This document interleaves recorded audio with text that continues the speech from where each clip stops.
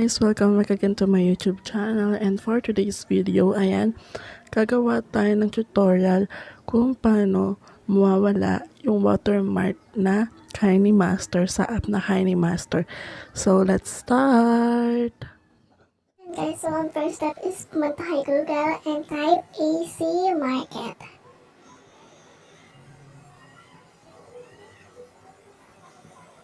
After that, click the first one.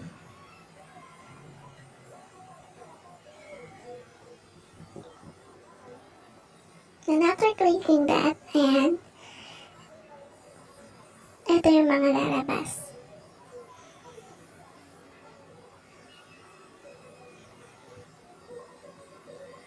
So after that, click the download now. And then, click OK. And wait hanggang sa ma-download siya.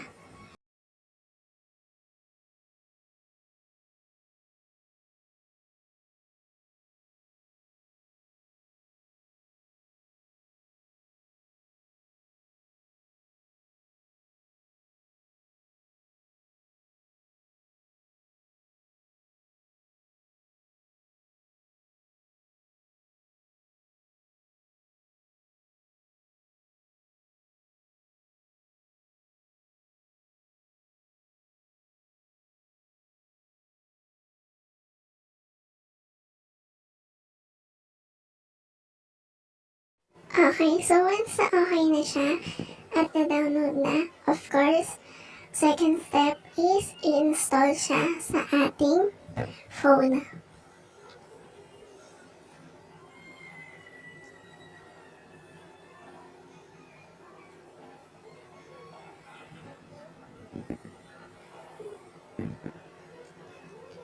Ayan, so after natin ma-install is makikita na natin siya sa homepage ng ating phone. Ayan.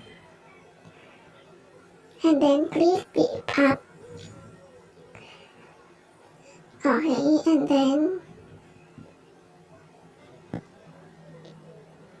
may mga lalabas siya na notification. So, i-allow lang natin siya.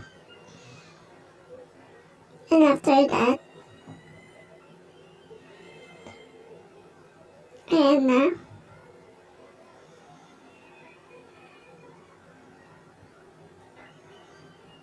And then type KINEMASTER.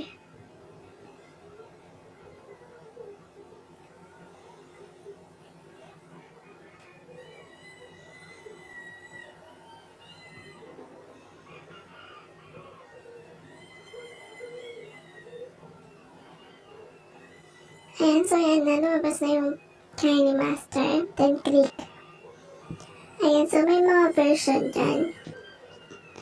Mamimili ka lang kung anong version ang gusto mo. In my case, ang version na gamit ko is yung pinaka-first. Ayan. So, mamimili ka ng version na gusto mo. Then, click install. In my case, na-install ko na siya. Kaya, hindi ko na siya install. And here's the proof na wala siyang watermark.